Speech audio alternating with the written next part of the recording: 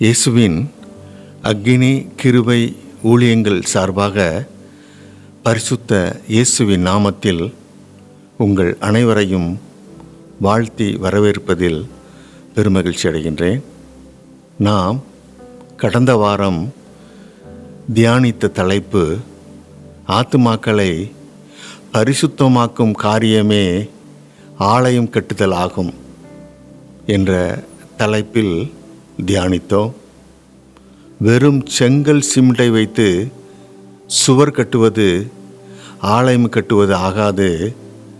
ஆத்துமாக்களை பரிசுத்தமாக்குதலுக்கு கொடுக்கப்படும் முக்கியத்துவமே சுவர் கட்டிடத்தை ஆலயமாக மாற்றுகிறது என்பது எவ்வாறு என்று பார்த்தோம். இதற்கு நாம் எஸ்ரா புத்தகத்தை எடுத்துக்கொண்டோம்.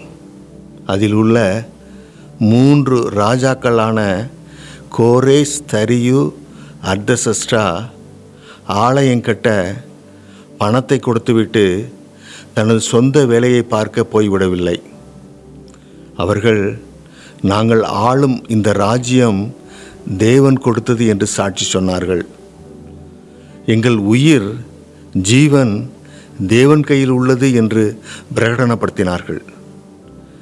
மக்களையெல்லாம் காணிக்கை கொடுங்கள், எருசலேமின் தேவனே தேவன் என்று ஊரறிய பறைசாற்றினார்கள். ஒரு ஊழியக்காரனைப் போல மாறி ஆத்துமாக்களை பரிசுத்தப்படுத்தி ஆலயத்தை கட்டினார்கள். இன்று நாம் காண இருக்கும் தலைப்பு, தெபோராளை உயர்த்திய தேவன் நம்மை உயர்த்த நாம் நம்மை எவ்வாறு மாற்ற வேண்டும், அல்லது தெபோராளை தெரிந்து கொண்ட தேவன் நம்மை தெரிந்து கொள்ள நாம் நம்மை எவ்வாறு மாற்ற வேண்டும், அல்லது தெபோராளை நியாயாதிபதியாக ஆக்கிய தேவன் நம்மையும் நியாயாதிபதியாக ஆக்க நாம் நம்மை எவ்வாறு மாற்ற வேண்டும் என்று பார்க்க போகின்றோம். வசனம் வாசிக்க கேட்போம். நியாயாதிபதிகள் புத்தகம் 2ஆம் அதிகாரம் 20, 21, 22 வசனங்கள். ஆகையால் கர்த்தர் இஸ்ரவேலின் மேல் கோபம் மூண்டவராகி, இந்த ஜனங்கள் தங்கள் பிதாக்களுக்கு நான் கற்பித்த என் உடன்படிக்கையை மீறி என் சொல்லை கேளாதே போனபடியால் யோசுவா மரித்து பின் வைத்து போன ஜாதிகளில் ஒருவரையும் நான் இனி அவர்களுக்கு முன்பாக துரத்தி விடாதிருப்பேன். அவர்கள் பிதாக்கள் கர்த்தரின் வழியை கவனித்தது போல அவர்கள் அதிலே நடக்கும்படிக்கு அதை கவனிப்பார்களோ இல்லையோ என்று அவர்களை கொண்டு இஸ்ரவேலை சோதிப்பதற்காக அப்படி செய்வேன் என்றார். தேவன் கானானில் துரத்தப்பட வேண்டிய ஜாதிகளை இன்னும் துரத்தாமல் வைத்திருக்கிறாராம். அந்த ஜாதிகள் யாராம்? துரத்தப்பட வேண்டிய ஜாதிகளாம். ஆனால் அவைகளை இன்னும் துரத்தாமல் வைத்திருக்கிறாராம். எதற்காம்? சோதிப்பதற்காம். எப்படி சோதிக்க போறாராம்? அவர் மோசையை கொண்டு விதித்த நியாய பிரமாணங்கள், கற்பனைகளுக்கு நாம் கீழ்ப்படுகிறோமா என்று சோதிக்கப் போகிறாராம். யாரை கொண்டாம்? துரத்தப்பட வேண்டிய எதிரியை கொண்டாம். இஸ்ரவேல் மக்கள் சோதனையில் வெற்றி பெற்றார்களா? இல்லை. என்ன செய்தார்கள்? கர்த்தரை மறந்து தேவனின் எதிரியான ஜாதியுடன் கலந்து பெண்ணெடுத்து பெண் கொடுத்து அவர்கள் தெய்வமான பாகாலையும் விக்கிரக தோப்பு தெய்வங்களையும் சேவித்து அவர் பார்வைக்கு பொல்லாப்பானது செய்து அவருக்கு கோபமூட்டினார்கள். ஆகையால் தேவன் அவர்களை விற்று போட்டால் எதிரியிடம், யாபின் என்ற ராஜாவிடம், ஆத்சோர் என்ற இடத்தை தலைமையிடமாக கொண்டு ஆட்சி பண்ணும் யாபின் என்ற கானானிய ராஜாவிடம். இந்த கானானியன் யார் என்றால், ஏவாள் பழத்துக்கு உலக அதிகாரத்தை சாத்தாரிடம் இழந்த பிறகு நோவா காலத்தில் கொடுமையால் நிறைந்த இந்த பூமியை அழித்துவிட்டு புதிய பூமியை நோவாவிடம் தேவன் கையளித்தார். இப்போதும் சாத்தான் மீண்டும் நோவாவின் வாரிசு காம் மூலமாக உலகத்தில் வந்து கானானியர் என்ற பெரிய ஜாதியை உண்டாக்கி அவர்களை உலகம் எங்கும் பரவ வைத்து விட்டான். இவர்களுடைய அருவருப்புகள் லேவியராகமத்தில் உள்ளது, எழுதப்பட்டுள்ளது. உலக வல்லரசாக திகழ்ந்த எகிப்தியரும் கானானியரே. இந்த கானானியரிடம் இருந்துதான் 430 வருஷம் அடிமைகளாக இருந்த யூத மக்களை தேவன் மோசே மூலம் தனது வல்லமையை விளங்க பண்ணி மீட்டெடுத்தார். இப்போதோ மீண்டும் அதே கானானியரான யாபின் ராஜாவிடம் விற்று போட்டார்.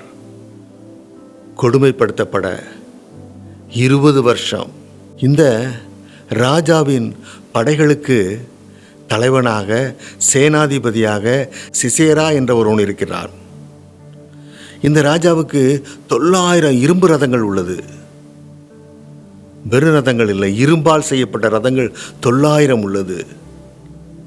எதிர்ப்பார் யாரும் இல்லாமல் இருந்த இவர்கள் யூத மக்களை, இஸ்ரவேல் மக்களை கொள்ளையிட்டார்கள், கொடுமைப்படுத்தினார்கள், ஒடுக்கினார்கள்.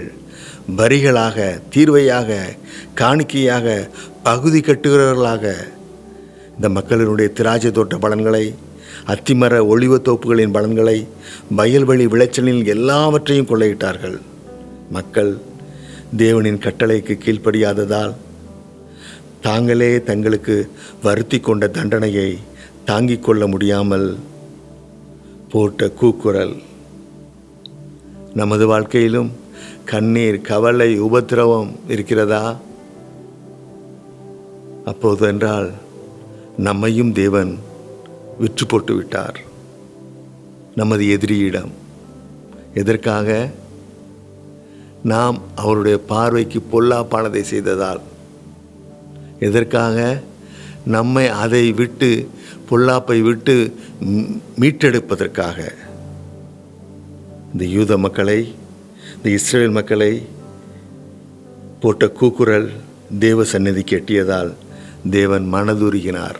ஆகவே தெபோராள் என்ற ஒரு நியாயாதிபதியை பரலோகம் தேர்ந்தெடுக்கின்றது. இந்த தெபோராள் லிபிதோத்தினுடைய மனைவி, ஒரு தீர்க்கதரிசியாக இருந்தவள். இவளை ரட்சிக்க, இஸ்ரேல் மக்களை ரட்சிக்க நியாயாதிபதியாக தேர்வு செய்கிறது பரலோகம். ஒரு பெண் நியாயாதிபதியாக தேர்வு செய்யப்படுகின்றாள். கிதியோன் தேர்வு செய்த பரலோகம், சிம்சோனை நியாயாதிபதியாக தேர்வு செய்த பரலோகம் இப்பொழுது ஒரு பெண்ணை நியாயாதிபதியாக ஏற்படுத்துகிறது. எதிரி, வலுவான எதிரி, 900 இரும்பு ரதங்கள் அவன்கிட்ட இருக்கு. இவனை எதிர்க்க ஒரு பெண், அதுவும் ராஜகுமாரத்தி அல்ல. ராஜகுமாரத்தியாக இருந்திருந்தால் போர் செய்யும் குணமும் ஆளுமைத்தன்மையும் இருந்திருக்கும். ஆனால் இவளோ ஒரு குடும்ப பெண். அப்படி என்றால் வேறு என்ன குணம் அவளிடம் இருந்தது? எதற்காக பரலோகம் இஸ்ரவேலில் உள்ள எல்லா ஆண்களையும் மற்ற பெண்களையும் தள்ளிவிட்டு இவளை தேர்வு செய்தது? இவளிடம் உள்ள தேவ அன்பு, தேவனின் வல்லமையையும் பராக்கிரமத்தையும் அறிந்து வைத்திருந்த அறிவு. வாசிக்க கேட்போம். நியாயாதிபதிகளின் புஸ்தகம் 5ஆம் அதிகாரம் 3, 4, 5 வசனங்கள். ராஜாக்களே கேளுங்கள், அதிபதிகளே செவி கொடுங்கள். நான் கர்த்தரை பாடி இஸ்ரவேலின் தேவனாகிய கர்த்தரை கீர்த்தனம் பண்ணுவேன். கர்த்தாவே, நீர் சேயீரிலிருந்து புறப்பட்டு ஏதோமின் வெளியிலிருந்து நடந்து வருகையில் பூமி அதிர்ந்தது, வானம் சொரிந்தது, மேகங்களும் தண்ணீராய் பொழிந்தது. கர்த்தருக்கு முன்பாக பர்வதங்கள் கரைந்தது, இஸ்ரவேலின் தேவனாகிய கர்த்தருக்கு முன்பாக சீனாயும் கரைந்தது. இவ்வாறாக தேவனின் வல்லமையை கண்களால் பார்த்து அனுபவித்துக் கொண்டிருந்த பாக்கியத்தை பெற்ற இந்த தெபோராளை பரலோகம் நியாயாதிபதியாக ஆக்கியது. இப்பொழுது யுத்தம் பண்ண தயார்படுத்த சொல்கிறது தெபோராளை. எதிரி யுத்தத்துக்கு வரவில்லை, எதிரியை வலுக்கட்டாயமாக யுத்தத்துக்கு நான் அனுப்புவேன் என்கிறது பரலோகம். இவளை ஒரு சேனாதிபதியை தேர்ந்தெடுக்க சொல்கின்றது. யாரை என்றால் நப்தலியில் உள்ள பாராக் என்பவரை. அடுத்து போர் வீரர்களை தயார்படுத்த சொல்கிறது. பாராக் மூலமாக 15,000 போர் வீரர்களை தயார்படுத்துகிறார். பாராக் நப்தலி புத்திரர்களையும் செபுலோன் புத்திரர்களையும் 15,000 பேரை போருக்கு தயார்படுத்தி விட்டான் பாராக். பாராக் ஒரு தேவ மனுஷனாக காணப்படுகின்றான். பாருங்கள், தேவ மனுஷியான தெபராள் மூலமாகவே தேவன் வெற்றி தருவார் என்று விசுவாசித்து சொல்கின்றான், நீ வராமல் போருக்கு நான் போக மாட்டேன் என்று. ஏனென்றால் அவனிடம் 15,000 போர் வீரர்கள் இருக்கிறார்கள். அவன் வாள் வித்தையில் வல்லவன். எல்லாம் இருந்தும் தேவன் இல்லாமல் வெற்றி கிடையாது என்று நம்பிய பாராக் தெபோராளையும் யுத்தத்துக்கு அழைக்கின்றான். அடுத்து தெபோராளுக்கு தேவன் அடுத்து செய்யும் காரியத்தை பாருங்கள். தெபோராளை தொடர்ந்து நியாயாதிபதியாக தக்க வைக்க பாதுகாக்க இவள் இஸ்ரேல் மக்களை சரியான பதவியில் நடத்துவாள் என்று நம்பிய பரலோகம் வேறொரு காரியத்தையும் செய்கின்றது இவளுக்கு. பாராக் வரும் போரின் வெற்றியை ஒரு சமயம் தனது வெற்றியாக ஆக்கிக்கொண்டு தெபோராளை புறம்பே தள்ளிவிடுவானோ என்று ஐயப்பட்ட பரலோகம் போரின் மேன்மையை, அதாவது எதிரியான சிசெராவை கொலை செய்யும் பொறுப்பை பாராக்கிடம் கொடுக்கவில்லை, யாகேல் என்ற பெண்ணிடம் கொடுத்து விட்டது. இந்த யாகேல் கேனியனான ஏபேர் என்பவருடைய மனைவி. பரலோகம் தெபோராளை முழு அதிகாரமுள்ள நியாயாதிபதியாக பாதுகாத்து கொள்ள கவனமாக இருக்கிறது. இப்பொழுது யுத்தம். பாராக் 15,000 பேருடன் சிசெராவை எதிர்க்க தாபோர் மலையில் ஏறி போகின்றான். இதை கேள்விப்பட்ட சிசெரா தன்னுடைய 900 இரும்பு ரதங்களுடன் பெரும் படையை திரட்டி கொண்டு பாராக்கை எதிர்க்க கீசோன் பள்ளத்தாக்குக்கு வருகின்றான். தெபோராள் உத்தரவுகின்றாள், பாராக்கை யுத்தத்தை ஆரம்பி என்று. பாராக் 15,000 பேருடன் தாபோர் மலையில் இருந்து கீழே இருக்கிற கீசோன் பள்ளத்தாக்குக்கு இறங்குகின்றான். கீழே கீசோன் பள்ளத்தாக்கில் சிசெராவோட படைகள் காத்திருக்கின்றன. யுத்தம் கலக்கின்றது. பாராக் பட்டையை கறக்கினால் சிசெராவின் படையை களங்கடிக்கின்றான். சிசெராவின் சேனையில் ஒருவரும் மீதியாக இருக்கவில்லை. எல்லோரும் பட்டையை கறிக்கினால் விழுந்து போனார்கள். சிசெரா உயிர் தப்ப ஓடுகின்றான்.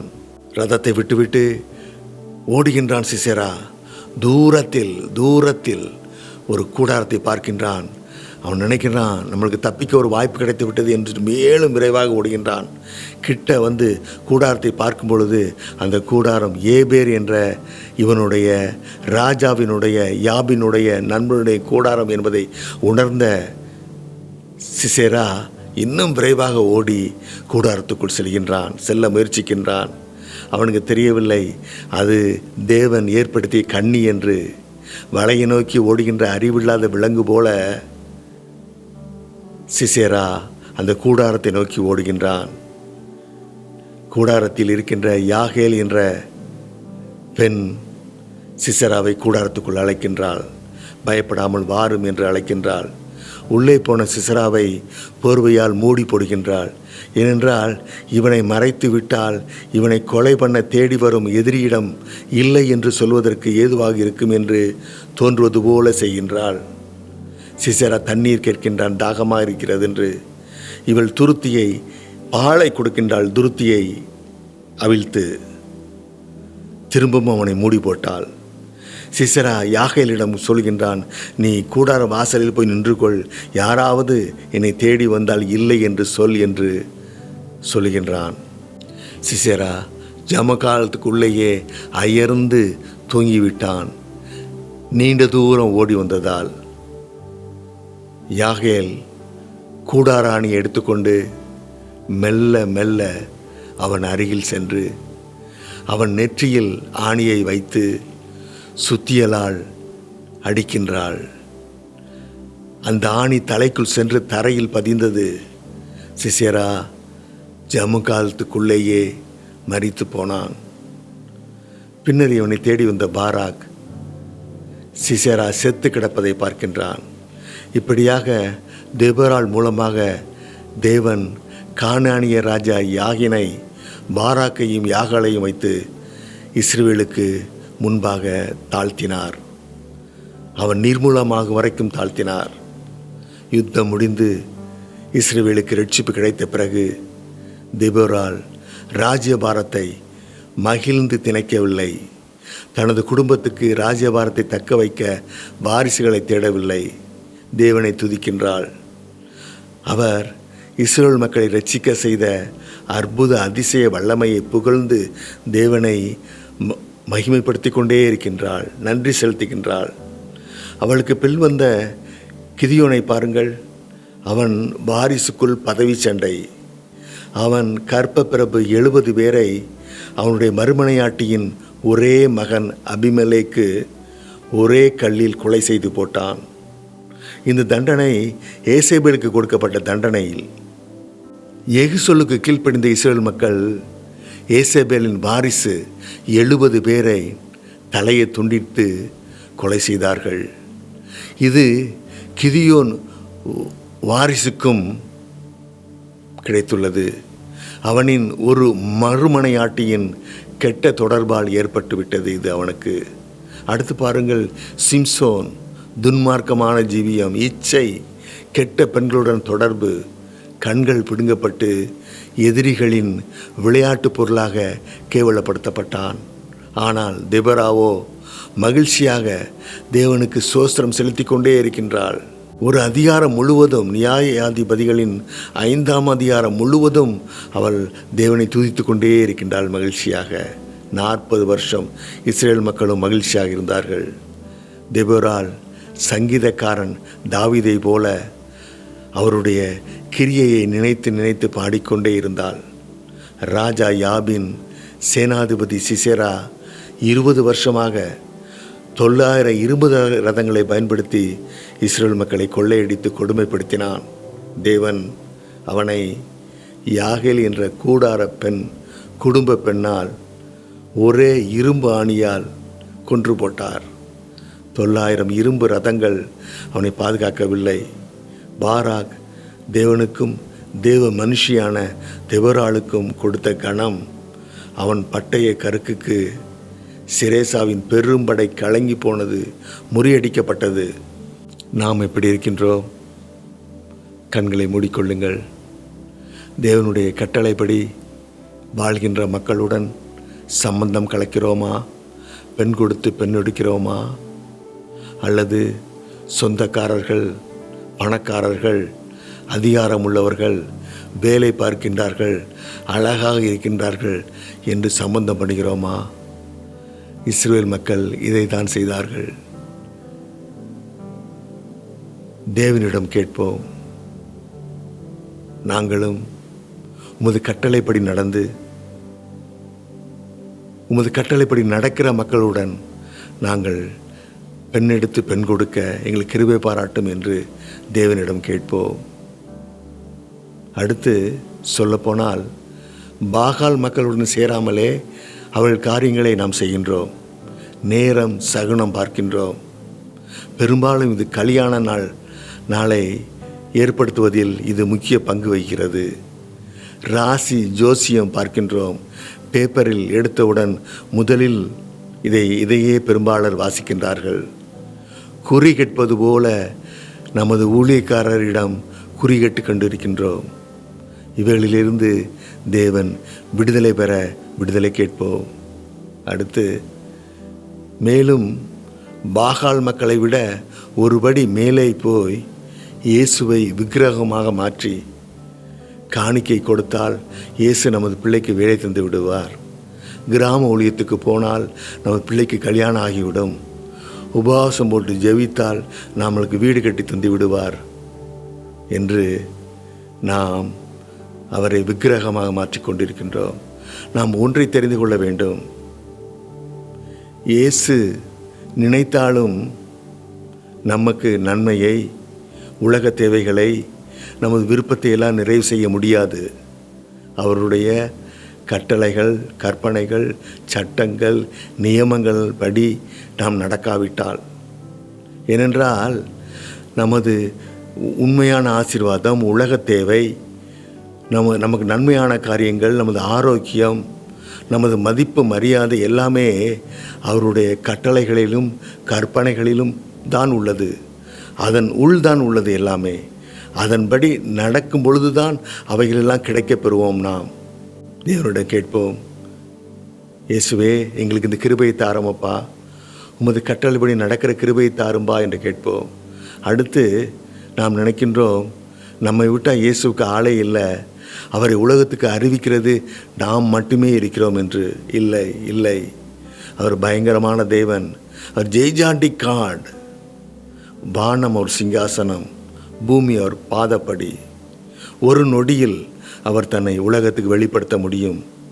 ஆனால் அவர் நீதியுள்ள நியாயாதிபதி, நிதானமாக நியாயம் தீர்ப்பவர். ஆகவே பொறுமையாக காத்திருக்கின்றார். நம் தேவனிடம் கேட்போம், இந்த சத்தியத்தை புரிந்து உணர்ந்து நாங்கள் செயல்பட கிருபை தாரும் என்று. ஜெபம். இயேசுவே, எங்களிடம் உள்ள பெருமை, பொறாமை, வஞ்சகம், துரோகம், குறை சொல்லுதல், கோள் சொல்லுதல், சோம்பேறித்தனம், ஊதாரித்தனம் எல்லாவற்றையும் மாற்றிவிடுமப்பா. எங்களை அன்புள்ளவர்களாக, உண்மை உள்ளவர்களாக, தாழ்மை உள்ளவர்களாக, கீழ்ப்படிதல் உள்ளவர்களாக, உமது பிள்ளையாக மாற்றுமப்பா. எங்களை எங்கள் வீட்டுக்கு தெபோராக மாற்றுமப்பா. எங்கள் குடும்பத்திற்கு தெபோராளாக மாற்றுமப்பா. நாங்கள் எங்கள் வேலை ஸ்தலத்தில் நாங்கள் தெபோராளாக இருக்க கிருபை பாராட்டுமப்பா. எங்கள் சொந்தக்காரர்கள் மத்தியில் நாங்கள் தெபோராளாக உழவ கிருபை பாராட்டுமப்பா. உலக மக்கள் அனைவரையும் மகிழ்ச்சிக்குள்ளாக வழிநடத்தும் தெபோராளாக எங்களை மாற்றி ஆசீர்வதியும் பரமபிதாவே. ஆமேன்.